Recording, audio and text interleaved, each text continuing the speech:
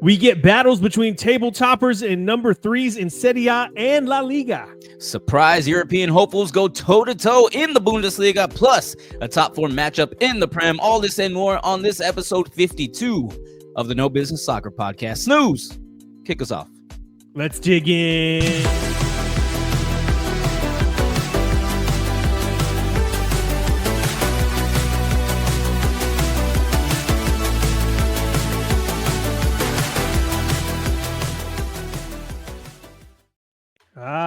Yes. Welcome back to the No Business Soccer Podcast. I am your host, Snooze, and we have almost a full fam today, but we got, of course, J-Fam the Brainiac. He is on the ones and twos today, and, we're missing our boy Danny P, but it's all good because y'all know who is here, and his name is Hype Man Vic. What you sipping on, dog?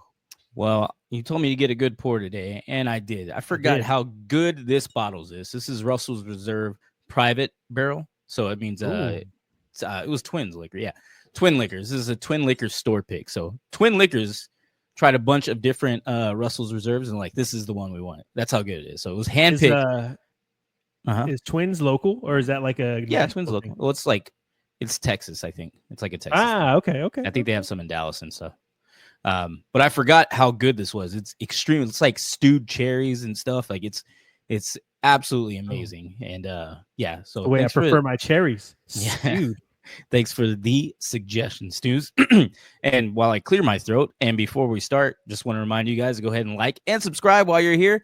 It's the best way to support us and hopefully, get us some more visibility out there. And again, thanks for hanging out with us. But Snooze, I'll give you some of this next time you come over. I know, I need some of that. It's been awesome lately. We've had a lot more interaction with you guys on YouTube, TikTok, all kinds of places, and it's been a lot of fun. So and he needs that drink. My boy Hype Man needs that because he just literally got off of work and came right into this show. So until this becomes our job, we got other jobs. So Hype Man, you deserve that pour right there. Help us out. I don't know how many fingers you got, but you need to add another one. You know what I mean? Yeah, I drank some. I had two at least. Okay, well, there you go. All right. Well, today we have a full show. We are on the weekend look ahead, and we have the 4 leagues playing. Albeit there is a couple of matches short in the Prem, but every other league is full and locked and loaded. And then we also have to cover all of the UEFA competition stuff that happened just a couple hours ago today, as of recording this anyways, Thursday, but also the Champions League things. And it's cool because this year, all of the brackets and stuff means that we don't have to wait for the draw. We know exactly who's playing. And so without further ado, let's go into the UEFA competitions.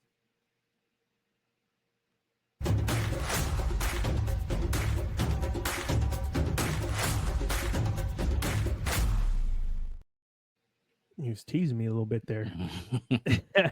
So we had the finals. We had the second leg of the round of 16 matches in all of the UEFA competitions. That's the Conference League, the Europa League, and the Champions League. And we're going to talk about them both. We're talking about all of them here right now.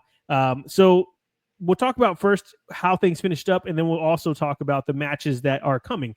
And so, we'll start in Conference League. I think the thing that the Conference League kind of taught me was that even though the teams aren't well known, it doesn't matter. They're still professional teams that put on a hell of a show because the Conference League games, they were a lot of fun. I mean, that's the Champions League ones are too, don't get me wrong. But we have to talk about these real quick. The ones that I want to call out, like we've been calling out, there's really 2 matches that we've been watching a lot of, and that's Copenhagen and Chelsea. Chelsea get it done 3-1 on aggregate, and they go on to the next round. And then our Fiorentina against Panathinaikos. I'm going to get it one day. Panathinaikos, they get it done 5-4. And then, of course, all the other matches that happened. If you recall, it was 2-2 between Vitória and Real Betis, and Real Betis dominated today. They got a 4-0 win, which makes them going into the next round. And that quarterfinal round now has Legia Warsaw versus Chelsea. We have Fiorentina versus Celje. And then Real Betis versus Jagielloni. Okay. All right. You know what? They're against the Jags. Okay. Yeah. Jagiellonia Bielstock. Yeah. You know what? Because there's less teams, I will definitely look into these teams and see how they're going to do. How about that? But and then of course we also have Jurgen versus Rapid Vienna. Okay, we're butchering these names. You know what? Conference League, we'll get to know them eventually. All right, we're just testing these guys out. But we'll go to the Europa League now, where there's a little bit more familiar names. And it was a lot of fun this today. Whenever these matches were going on, Olympiacos ended up coming back against Bodo Glimt. And they go on to the next round. Athletic Bilbao get it done against Roma after an early red card by Mats Hummels for Roma. They go on to win that 4-3 on aggregate. Our Lazio beat Victoria Pilsen 3-2 on aggregate to go in. Eintracht Frankfurt beat Ajax 4-1 to beat them 6-2 on aggregate, and they go into the next round. We also had Lyon beating Fenerbahce, Tottenham beating AZ Alkmaar, Rangers getting past Fenerbahce on penalties, and then Manchester United putting 4 past Real Sociedad today and going on to the next round, which is, man, I haven't seen them score that many goals in a long time. So the quarterfinals of the Europa League look like Rangers against Bilbao, Lyon versus Manchester United, Tottenham versus Eintracht Frankfurt, which I'm pretty excited about that one, and then Bodo Glimt against Lazio. So that one should be a lot of fun. There's a lot of teams in here that it could make a good final, I guess is the best way to put it. But, you know, I don't want to see Spurs and Manchester United. Like, I want to see if I'm saying like Spurs are going to make it, but, you know, I want to see if Spurs go to the final. I want it to be against, I don't know, someone else. But also the final for this one is at San Mamés, which is the home stadium of Athletic Bilbao. So that would be really bad if they get a home match for a final. Be cool if it's not against, you know, Spurs. Okay, let's move along. Everybody's waiting for it. The Champions League. And man, we had some amazing drama-filled matches, and I guess we should say we all got pissed off is the best word for the Madrid derby at certain points, and we'll talk to you about that in a while. That game as well. Yes, that game. Yeah, sorry. Specifically to you, there's one that we're going to talk about right now. But as you all know by now, Barcelona get past Benfica. 4-1 on aggregate. Inter beat Feyenoord 4-1 on aggregate as well. And PSG gets past Liverpool on pins. Vic, before we just glance over that, tell me how you're feeling, bro. I'll tell you, it sucked. We, as a collective, it was a collective week because I was at BD Riley's. As soon as we saw Darwin step up for that second penalty, we were like, oh, man, come on. Because we love Darwin, right? He's a Red. We love him. But we're realistic, you know what I mean? We're like, okay, he could have waited a little bit longer, right? We could have got somebody else a kick. And yeah, I don't know. It was we all know that penalties are not a good, you know, outlook on how good a team is. We proven that twice this weekend. So no, hats off to him. PSG looked better. We played 210 minutes of football. Yeah. And they look better for 195 of them. So they deserve the win. They deserve to go on. Yeah. They looked way better than we did. And good luck to them. We'll see what happens. It's crazy to think that I felt that Liverpool and Real Madrid, of course Barcelona, were kind of the favorites to go in. And I just, for some reason, it didn't even cross my mind that PSG could actually beat Liverpool this early in the Champions League. And now they've gotten past that hump. They're going into the quarterfinals. I mean, I know they've done this before, but, you know, we'll see how it goes for them. Bayern also get a 2-0 win over Leverkusen, which makes it a 5-0 aggregate for Bayern. So remember that whole thing I had where it was like, hey, if Leverkusen beat Bayern and then, you know, Bayern win the league, who's really – it doesn't matter. It doesn't matter, Vic. Bayern are the best German team. And, yeah, they embarrassed Leverkusen over 2 legs. We also had Dortmund beating Lille 2-1, and from what I'm seeing, it looks like Dortmund are going into the next round, and they have a chance because, you know, they always have a chance, but they are getting Barcelona. We'll talk about that in a second. I'm getting ahead of myself here. Aston Villa beat Club Brugge. Arsenal and PSV. Arsenal beats them 3 on aggregate. Of course, they had 7 goals last time. So, and then the match that we were all talking about, pissed off about, PSG and Liverpool, there was no controversy. That sucked. It was a penalty shootout. But in the penalty shootout between Real Madrid and Atletico Madrid, the double touch, are you kidding me? Like, there's a lot of people talking on both sides. And, you know, yes, there was a slight touch. I guess that is technically the rule. But VAR stepped in instantly and was just like, yeah, nope, sorry, not good. And they just went on. There wasn't even in, like, a question. And it was just crazy because I've never really seen that before. Not to say that, if he touched it, it is what it is. But the fact that it just happened so fast and they just kind of like brushed it under the rug, like, yeah, okay, moving on. That was insane. Vic, did you see this? Have you seen the highlights of this? Yeah, I saw it. Well, I was watching it live too, and I saw after they took the kick, he was like, "Oh, I'm listening, whatever," and then he was like, he just blew the whistle and like put the ball down for the next one. He's just like, it doesn't focus on him.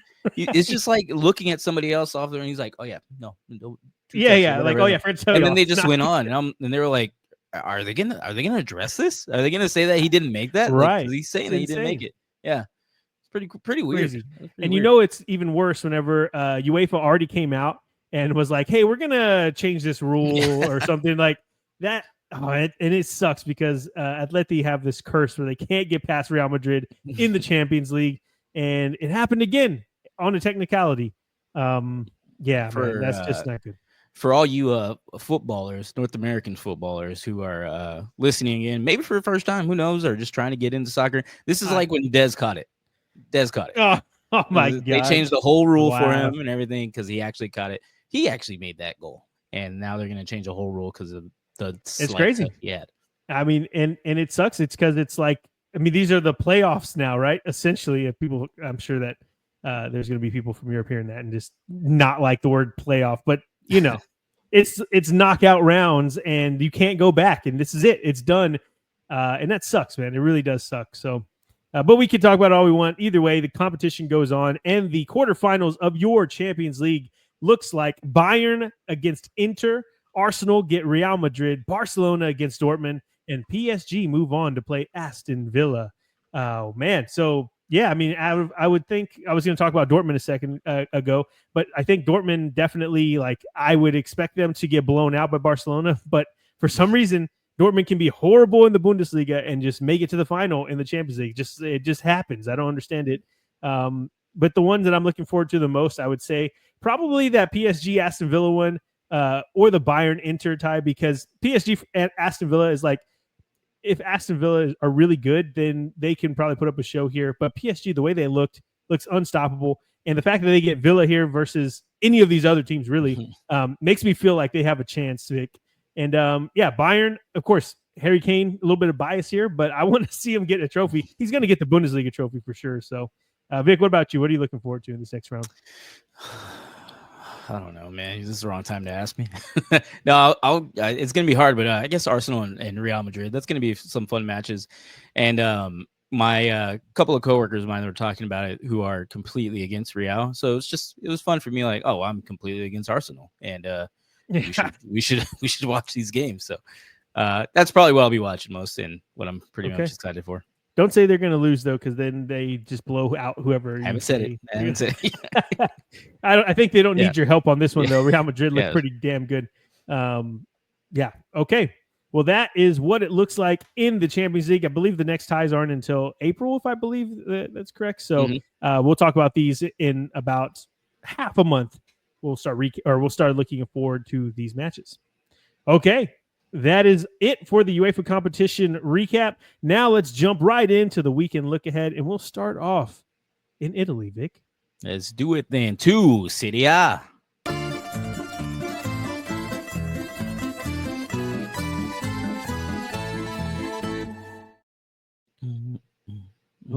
Okay, well, before we jump into the matches, let's say the recap, but the matches, Vic, why don't you give us an update on what the table looks like going into match day 29? Will do. We got another tough one on the top three. Inter Milan have 61 points. They are in the number one spot, followed directly by Napoli, who have 60 points, just 1 point behind them. And then 2 points behind Napoli is Atalanta with 58 points, all getting wins this past weekend. So keeping it up there for the top three. But there's a little gap there. It's a 6-point difference between the fourth spot and the third spot. Fourth spot being Juventus with 52 points. Did have a loss this past weekend. It did not help their case, as we were just talking about them being a dark horse to maybe get into that number one, number two spot. Yeah, as soon as we did, got a loss. Sorry about that, Juventus. Yeah. Tickling the top 4, we have our Lazio. They have 51 points, just 1 point behind Juventus, and they got a draw this past weekend. And yeah, I mean, they can still climb in there and get that last Champions League spot. We'll see what happens. But nobody talking about the Champions League with these bottom 3 teams. Empoli is the number 18 team. They would be the first team relegated if the season ended today.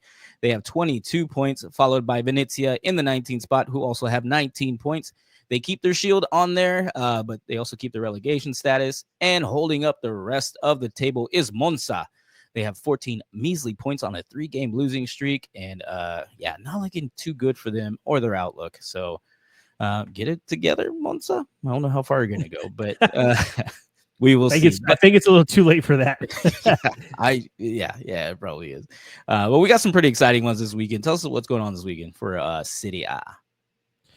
Yes, sir. We have actually, I would probably say Serie A is the place to watch the most football this weekend because there's some good matches going on, and it all gets kicked off on Friday. Genoa get the Milkmen at home, and Genoa are looking to get back on track after only winning once in their last 5 Serie A matches, and they'll have a good chance to do just that because Lecce have lost 3 straight and haven't won in their last 5. On Saturday, the informed Udinese gets Verona at home, and Verona have lost 4 of their last 5, and Udinese are unbeaten in 5. So it seems like Udinese will have a good chance of getting all 3 points this weekend.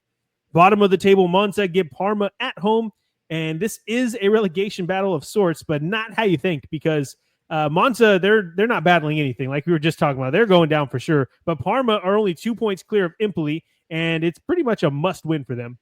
Our boys Como have put some distance between themselves and the relegation battle as they're now 7 points clear, but they get a Milan side that can be good when they are feeling it and bad when they're not. And I'm feeling like this one's probably going to end in a draw because, that's better for Como and Milan. They're just weird right now. Mid-table Torino get relegation candidate Empoli, and like I said earlier, Empoli are 2 points from Parma in safety, and while they've lost 4 of their 5, it's a dangerous game for Torino if they are complacent because, these teams, they're wounded animal games. I guess you can put it that way. On Sunday, it's a battle of the seconds when second bottom Venezia welcomes second in the table Napoli to Venice. And on paper, this seems like Napoli should walk through Venezia, Vic, right? Like on paper. But don't forget, Venezia have drawn 3 straight matches in the Serie A, and those were against Como, Atalanta, and Lazio. So not some fluky games. And if they can slow the game down and be stubborn defensively, don't be surprised if they get a draw here. Bologna get our Lazio at home. And last year's surprise team, Bologna, had been disappointing this season, but they've turned it around recently, winning 3 straight and 4 of their last 5. They sit in 6th with a chance to take points off a team directly above them in 5th. And while our Lazio are unbeaten in 6th, they've only won 2 of their last 5 matches. So they'll be looking to add to that W column very soon. Roma welcome Cagliari to the Stadio Olimpico, and they come in on 5 straight wins in the Serie A. Cagliari are only 4 points from safety, so they'll be leaving it all out there. But damn, Roma have really turned it around, and I would have said that with a lot more emphasis if they didn't just lose to Bilbao and get knocked out in the Europa League. But either way, in the domestic league in Serie A, they are killing it right now. So I see them getting 3 points here. Our Fiorentina take on Juve, and both teams need a bounce back after losses last weekend, but Fiorentina have been doing a lot more losing than Juve lately as they've lost 4 of their last 5. And the match of the weekend in Serie A, and there's a lot of good ones like I was just telling you, is Inter traveling to Bergamo to take on Atalanta. And let's break that one down here, Vic. I think we'll start, I guess I should say, both teams are coming into this match in relatively rocky form. So let's start there because it's not like the top of the table, you usually see a whole lot of green. You showed us the table a second ago, Vic, and there's different colors up in there. But I say it's relative because in the last 5 matches, Atalanta have got 11 of 15 possible points, and Inter have got 10 of 15 possible points. So for reference, Napoli, who are in second in separating these teams, have only gotten 6 in that span. So, 10 and 11, it doesn't look too bad whenever Napoli's getting 6. The thing is, they both set the bar so high, we don't typically see them be on streaks this long of not winning 5-6 games in a row. So when it comes to this match, it's a good test to see who's going to kind of bounce back and get back on track. Not to mention that Inter are in the top spot, but only 3 points ahead of Atalanta. So a win here, it kind of really makes things interesting going into those last 10 games, especially because, they would be level on points if they won. But also considering that Atalanta have a better goal differential than Inter. So if they do have the same points, they shoot to the top. Now they only have one better. It's 37-36, but that's the best in the Serie A. So these teams, yes, Napoli are up there as well, but Atalanta and Inter are big forces in this league. And both of these teams should be going after it. And honestly, I don't know who to call for it. I think I want Atalanta to win because they have never won it before. But, that's about the best I can put on that, Vic. What do you think? I think I'm with you there. I think I'm going for Atalanta more than Inter. But I will say that they do need to get it in gear. I mean, this is the first week. Last week was the first week that the top three got a win, at least in the past 6 games, all together in the same week. So that's obviously not going to continue going forward. And this is where people are going to start separating themselves. We're getting further down to the end of the season, and this is going to be a huge matchup to determine a champion. So it's going to be a fun one. Going to be a fun one. A mid-March matchup against the first and third teams. Man, that makes it juicy. I'm excited for this one. I can't wait, especially the way these teams play. Should be good. Should be fun. Okay, let's move on now, and I think it is time to go to España. Let's do it then to La Liga.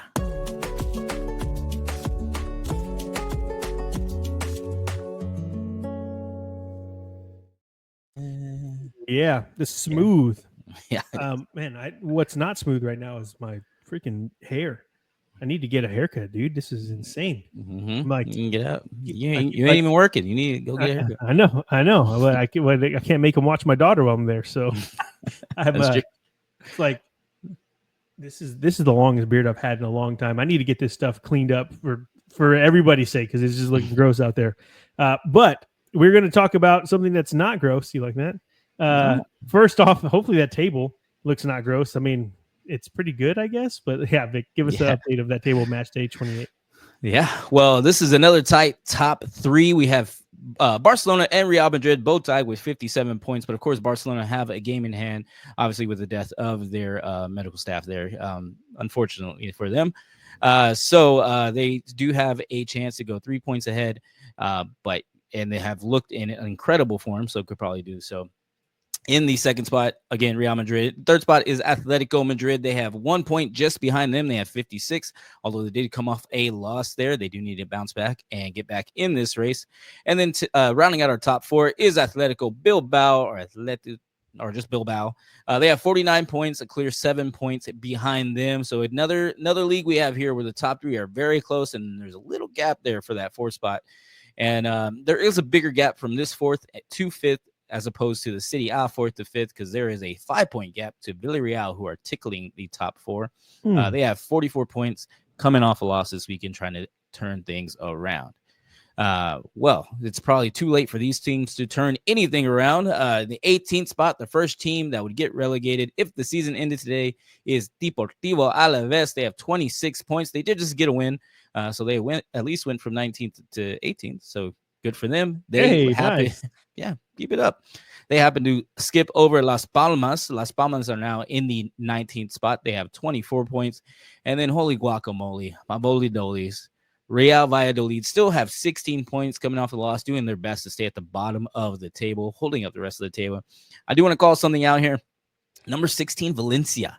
They have looked in form recently. The last 6 games, they have 11 points, which means 6 games ago, they just had 1 more point than Real Valladolid, and they were just fighting for the bottom. And now they're in 16th, four spots above them. And still a little bit of relegation talk, but they've been looking awesome. So go Valencia, keep it up. Good stuff. Good stuff. Man. That's the team that I've been rooting for lately. We talked about it a couple of times already, but yeah, it's cool to see how well they've turned it around. And if you're a Valencia fan, if you watch them day in and day out and you keep up with all the news that happens, obviously we cover 4 leagues, all these teams. We can't be on top of everything, but if you are a fan of this team, let us know what's going on. Like what has clicked, what has changed, because I've only read up a little bit and basically talk about their form, but not what changed. So I'm interested. So yeah, let us know. I guess I can take you from there. No, I was going to say, yes, sir. Hopefully they keep going this weekend. Tell us about what we have going on this weekend for them and the rest of the series, rest of the Serie A. Yeah, right. Rest of the league. La Liga. Yeah, on Friday, we get ourselves a relegation scrap as Las Palmas take on Alaves at home. And this is 18th versus 19th. So draw does nothing for either team. 3 points is a must for both. And these games tend to be kind of fun. So, that's why they probably put it on Friday, because you wouldn't watch it if there's a lot of games going on. But, actually, I didn't check, Vic. Are the back to the schedule, though? No, they still play twice. The last game. Actually, it's up. I can look at it.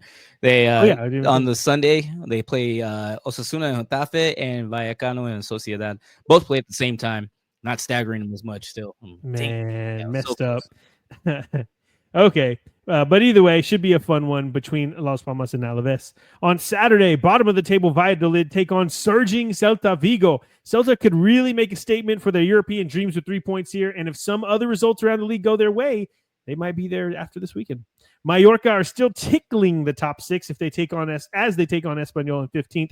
Espanyol are at the bottom end of the table, but they have only lost once in their last 5 matches and are in pretty decent form at the moment. This one won't be easy for Mallorca. Villarreal had that shock loss to Alaves last time out, and now they welcome Real Madrid to town. Even in Madrid's dipping form in La Liga, these are typically the type of matches that we think, or I think personally, that the other team has a chance because there's a wounded animal in Real Madrid, and then they end up putting 5 or 6 past them. So we'll find out.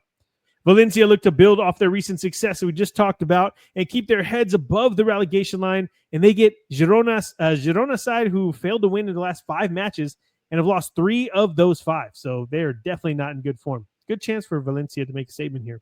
On Sunday, we have a relegation-threatened Leganés side get a date with surging Real Betis at home. And Betis have won 4 straight in La Liga and doesn't look like anyone's slowing them down soon. And personally, they're one of my favorites to watch because Anthony's there, and whenever I go to do my research for these shows, everybody in the YouTube comments is just going off on Anthony, all these memes and funny talk. It's hilarious. So if you're on the YouTube right now and you're doing it, good to see you. I'll see you there. Sevilla get Bilbao at home, and I am interested to see how this goes for Bilbao, coming off a grueling knockout round tie with Roma. They end up getting past them in the end, but because Sevilla are starting to stack up some results, and don't sleep on them getting into Europe if they can get a result here. Getafe look to build off their upset of Athletic, and they get an underperforming Osasuna side who have only won once in their last 5. Rayo Vallecano continue their run against tough opposition, but this time they get Real Sociedad, who've been struggling for form lately. We've all seen it, and they actually just lost Manchester United 4-1, so I don't know what's going on with them. But they have lost back-to-back matches in La Liga, and I think the European dream is gone for both of these teams.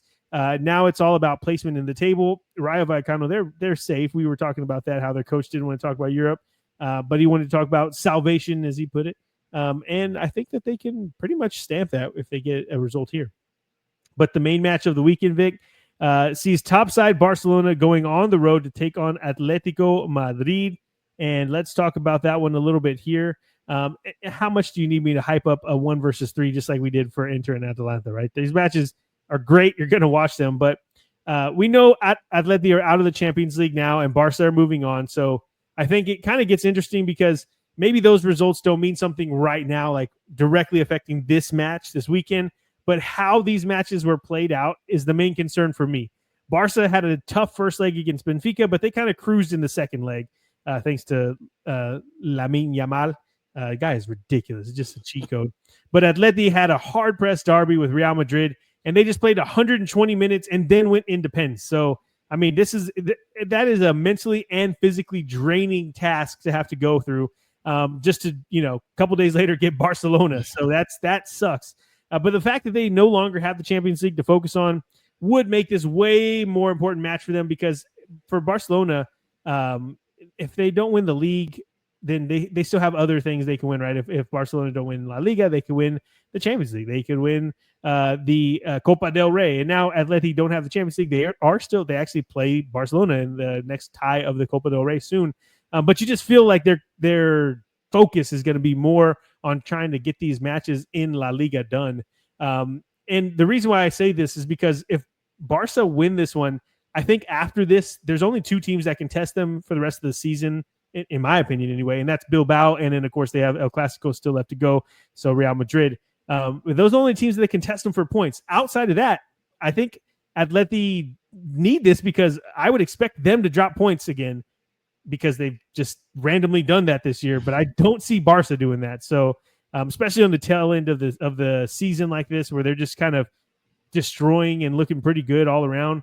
Now, obviously, there's going to be some slip ups, but I feel like Atleti will probably slip up before Barcelona do. And yeah, I'm going Barcelona wins probably 2-1 here, Vic.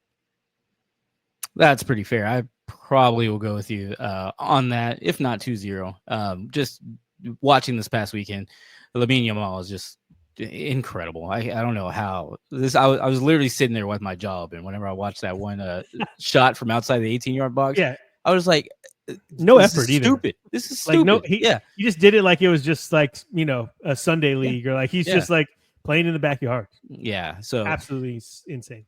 Both of these teams will need help from Villarreal. So hopefully they can take care of business against Real Madrid, or at least get a draw, because if they do that, whichever one of these teams win, Barcelona or Atleti, will be in the number 1 spot for the time being. As we know, Barcelona still have a game in hand. It's probably going to flop every weekend, right? Like essentially every weekend's going to have a new number 1. Yes, and that's what makes this exciting. This is a good time for we are eating good over here. So I think I still have Barcelona, though. I would say probably 2-0. And I don't know. We'll see what happens, though. Crazier things happens. And we've talked about the 2 leagues that we've talked about so far are the ones that are good and still interesting as far as the top of the table chase for the title goes. The next 2 pretty much wrapped up. So we're going to talk about some not so high up matchups. Okay. And I think, Vic, let's start off by going to Germany. Let's do it then. To Bundesliga.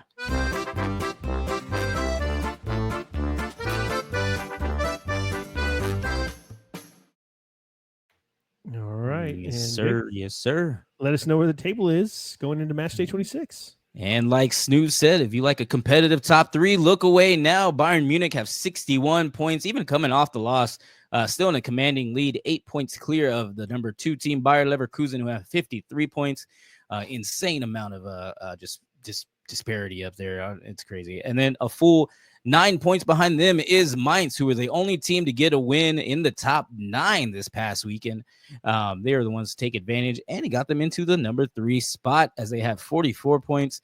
They happen to leapfrog Eintracht Frankfurt, who have 42 points, and round out our top 4. And then Freiburg got a point this past weekend, keeping them in the number 5 spot, and they are tickling our top 4. And tickling down under is Holstein Kiel. I don't know how well that's going to go over. Is Holstein Kiel? They had it in the 17th spot. They would be the first team relegated if the season ended today. Behind them is Heidenheim in the 18th spot, holding up the rest of the table with 16 measly points.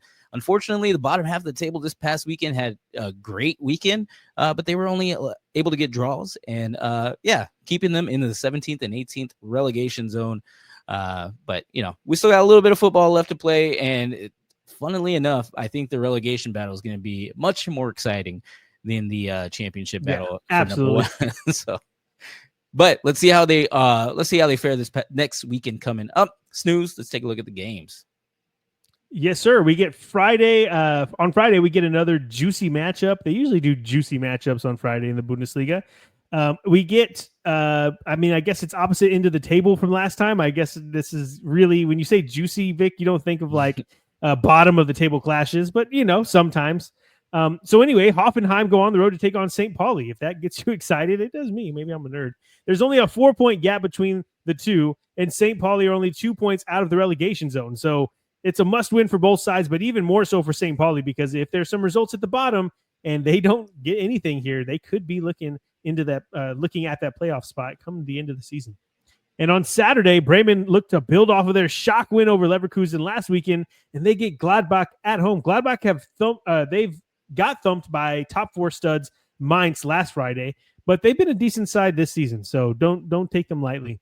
Union beat top 4 side Eintracht last weekend, and now they get table toppers Bayern at home. Can they make it 2 wins in a row, Vic? I don't think so, because Bayern just destroyed Leverkusen to the tune of 5-0 in the Champions League. So yeah, probably not going to happen. Then it's a battle in the top 5 as Freiburg travel to Mainz, and we'll talk about this one more in just a moment. We have mid-table Augsburg taking on European hopefuls Wolfsburg. Wolfsburg are unbeaten in 7 Bundesliga matches, but they've only won 2 of those 7 matches. So this will be a good test for them as they try to catch up to those top 6 teams, as they are tickling the European places, as my boy Hype Man Vic would say.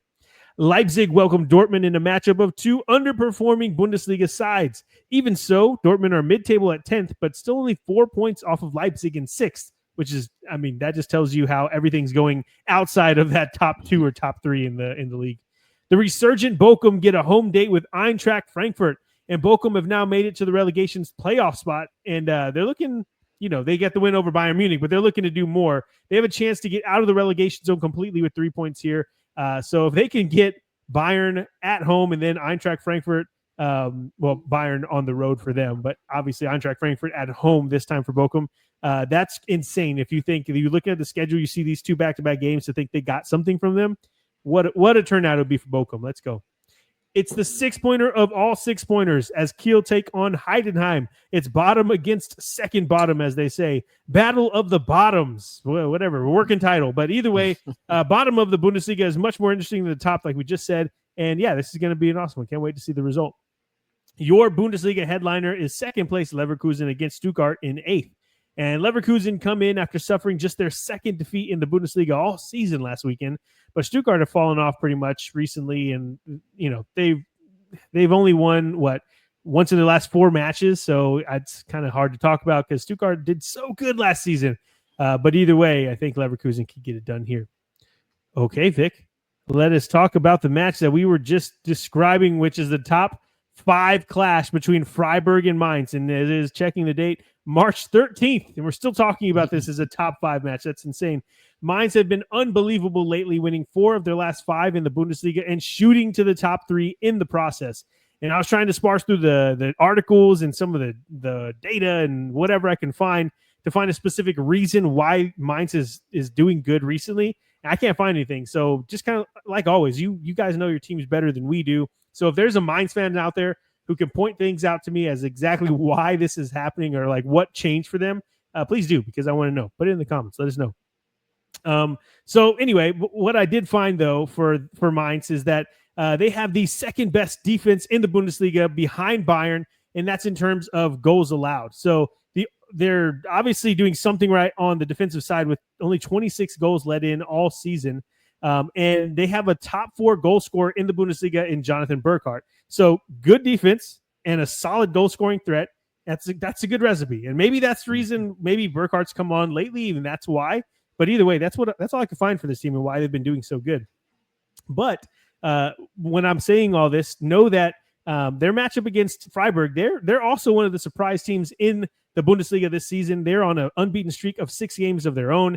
And now Freiburg, we've covered them before, but losing their longtime manager, Christian Streich, you thought that maybe they would have a dip in form. But their coach, Julian Schuster, takes over in his first year, and he's just shot up to the top 5. It's insane. I don't understand if they're I don't know how different things have been for them, but the fact that it's a new coach and they're already up there, I mean, probably not crazy for Vic because he's a Liverpool fan. So he's like, oh, yeah, this is what happens. You get a new coach, you just shoot to the top. But it's not normal, folks. It's not normal. And I don't think too many people had this on their bingo card as these teams being top 5 matchups in March 13th.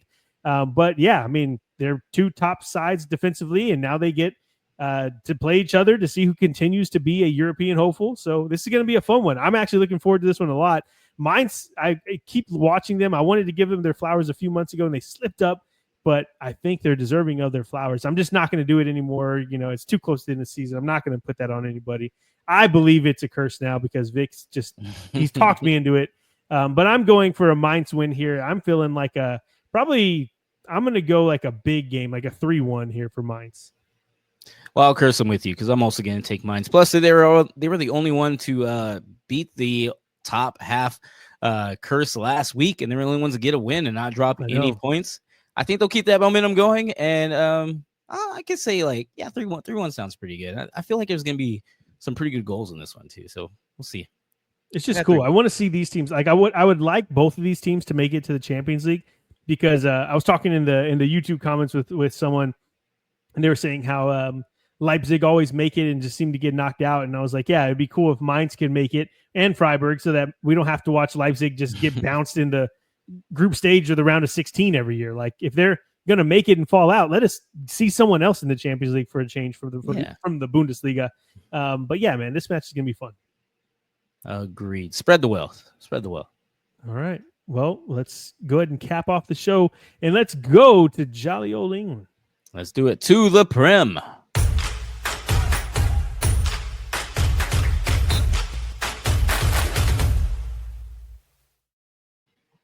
Okay, we actually have a shortened match day. Well, match day isn't shortened, but there's two games, 4 teams total. That's what I'm trying to say. That aren't playing. So yeah, I think because Liverpool played their match day 29 game already, right? Is the They played last month. Okay. Yeah. I don't know. I mean, maybe it's they're getting the final, right? That's right. Yeah. It's Newcastle and Liverpool, because they're in the Carabao Cup this week. Sir. The final. Oh, wow. I know we're bounced out of the Champions League. I guess we're gonna have to deal with just 2 trophies this year. Of course. Spoken like a true Liverpool fan. Hey, but the one that is locked up already, you don't even have to play for a final, is the Prem. So there you go. Let's continue that then, because that would be one of the trophies. And Newcastle, they I don't think they've won a trophy. I mean, forever. Maybe I can't even remember the last time that they were saying it on the what was it? It was on ESPN, but I can't remember how long it's been. But either way, I think that they need this more because you are going to win the Prem anyway. So just like let them have the Carabao Cup. Like who cares? Y'all don't need that. No. All right, cool. Well, give us an update of what the table looks. Oh, go ahead. Yeah, no, I was gonna say. Plus, if you look at the table here, we've already won. So it's like we're over that already. We won another trophy, and we already got Sunday. This one. Yeah, we got this one. So if you like really tight top 3 races, this is even worse. Look away again, because Liverpool are on top right now. They have 70 points on a 3-game win streak in the Premier League, at least. They are 15 points clear of Arsenal, although the rest of the league does have a game in hand besides Aston Villa. As we said, since Liverpool and Aston Villa played in February, I believe the 19th. So Arsenal in the number 2 spot, 15 points behind Liverpool with 55 points. Nottingham Forest just 4 points behind Arsenal with 51 points. And then Chelsea rounds out our top 4, and we're going to keep rooting for them. They have 49 points, and they are in the last Champions League spot, because tickling the top 4 is Man City. Wouldn't it be crazy to see them in Europa League next year? They have 47 points, 2 points behind Chelsea. So, yeah, that would be pretty crazy, and I'm all here for it. But if we look at the bottom of the table, Ipswich Town is in the 18th spot. They have 17 points, and they would be the first team relegated if the season ended today. They are also tied with Leicester City, who also have 17 points. They are both doing their best to stay on the bottom here, but they are just they're going to be 8 points clear of Southampton, who are on the very bottom. Almost can't see them. Unfortunately, they got Liverpool this past weekend, so it sucks for them. But they are on the 20th spot with 9 measly points. Have not broken the double digits, like you said. Worst team in the top flight, in the top 4 top flights, I guess we should say. Oh yeah, like they're horrible. Terrible. I'm still trying to get double digits points, and all the bottom 3 teams were just promoted last season. So Ipswich Town, Leicester City, Southampton are going to be probably a quick in and out, like my love life, like I said last time, but quick in and out. And because there's a 6-point gap between Wolverhampton and Ipswich Town, and if you watch them play, there's a bigger gap than that. Like it's definitely a bigger gap than that. But yeah, so we'll see how they do this weekend. Tell us about the games going on this week in Snooze. Yeah, the before I jump into that, I was just going to say the promoted teams have fallen out, or they've got relegated. This will be the 2nd season in a row. I mean, it hasn't happened yet, but it probably will. It's honestly probably going to happen. So yeah, all 3 teams that were promoted last season went down. All 3 they got promoted this season went down.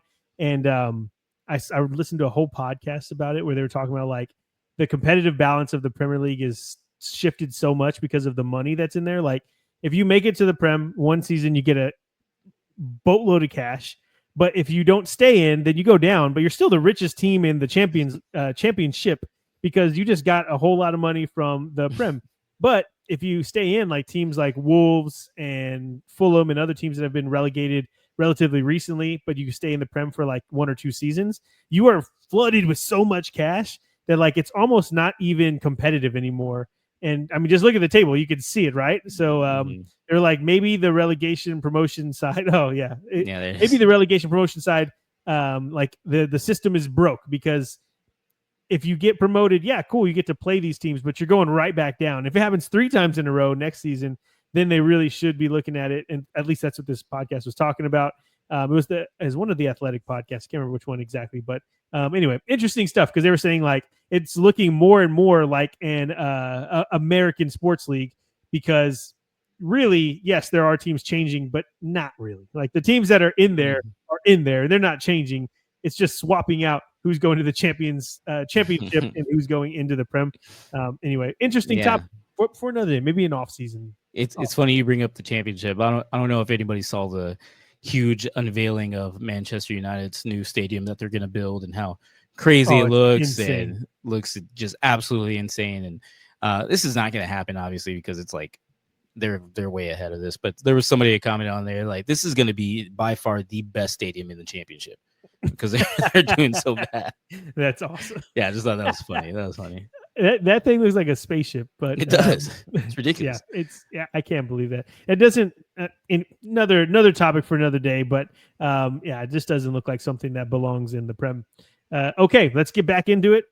Lock in here on Saturday. We've got a pseudo relegation battle between the Toffees and the Hammers, and I say pseudo because they are teams in the 15th and 16th spot. Yes, but the bottom 3 are so bad, neither team is really gonna get relegated here. The real story here is that, yes, Everton are unbeaten in their last 5 Premier League matches, but they've drawn 4 of their last 5.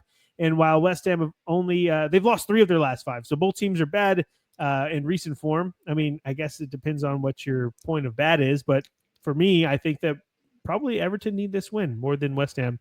I would say that Wolves and Southampton is a battle that is a massive relegation implication as well. But just like the other one, Wolves are 14 points clear of Southampton at the bottom of the table. And even if they win, they aren't catching Wolves realistically. So, yeah, the disparity is ridiculous. Ipswich, on the other hand, are only 6 points back from Wolves, and they do have a realistic chance of staying up if they can catch them. So it'll be a hard task, though, as they get surprise team in the Prem this season in Nottingham Forest. We get a top half of the table clash when Brighton travel to Manchester to take on City. Brighton are the informed team in the Premier League right now. And, City are just yo-yoing results. So no telling how this is going to be, but I will say it should be fun. We've got a mid-table battle between Bournemouth and Brentford. The Cherries have fallen off a cliff since they were flirting with the European places a few weeks back. And now they've lost 3 of their last 5 and only won once in that span. Meanwhile, Brentford are chilling around mid-table, and they're good, man. They're not going to Europe. They're not being relegated. They're just good. On Sunday, we get a top 4 clash when Chelsea travel to North London to take on Arsenal, and we'll talk about this one more in a second. We also get Fulham welcoming Spurs to Craven Cottage, and Fulham come into this match with an 8-point gap between them in 10th and Spurs in 13th, and I don't think either team is finishing in the top 6 or getting into Europe that way anyway. So this is really just about table placement and bragging rights as it's a London derby. Manchester United go on the road to take on Leicester, and Leicester have lost 5 straight in the Prem without scoring a single goal, and that's just the type of team that Manchester United are looking to play right now.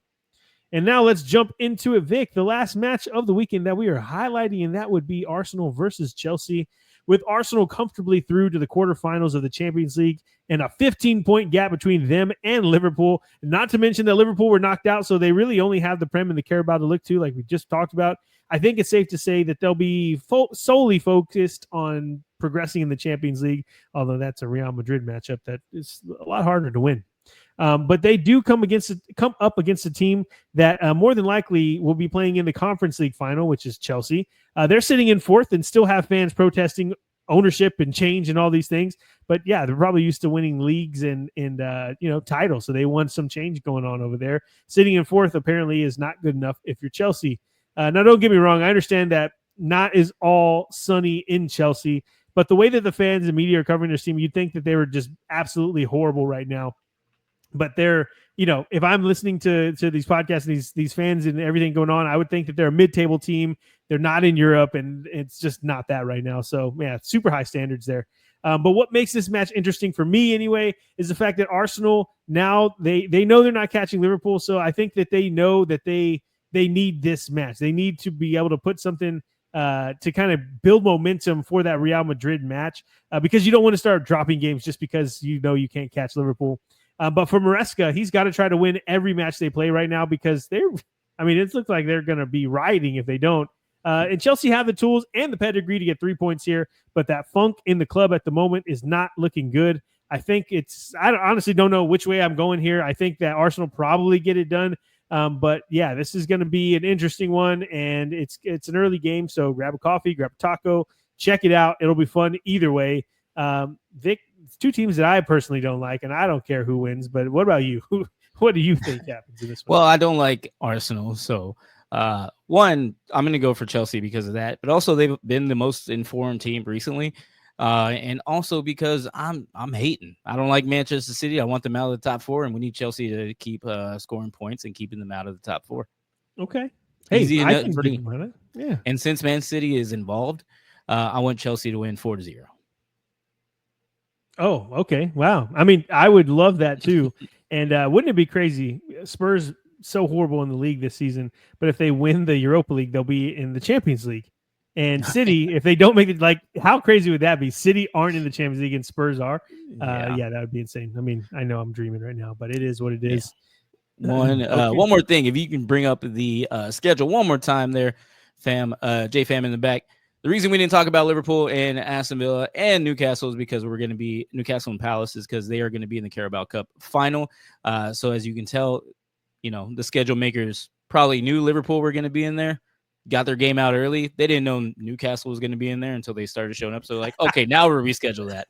But you'll see Newcastle over there. They play actually April 16th, a full month from now. Do they finish up this match day 29 against Palace? So. Wow. Look at you. I didn't even notice that was on the graphic. I was looking at my notes. Wow. What I even put a little asterisk and everything. Like, you didn't even look at the asterisk. God, I look at the ass all the time. Asterisk. Okay. Well, that's it. Yeah. That's it. We've got the a lot to look forward to this weekend. Tell us what you're watching. I'm interested in seeing a lot of these games, and I hope that you are too. Vic, take us home, sir. Yeah, just let us know what you guys think in the comments. What are y'all looking forward to? Again, we said it earlier, like and subscribe is the best way to promote us and help us get out there to everybody else on YouTube, Spotify, and Apple Podcasts. So again, everyone enjoy the football this weekend. We're going to have some fun, and we will talk to you soon. Peace.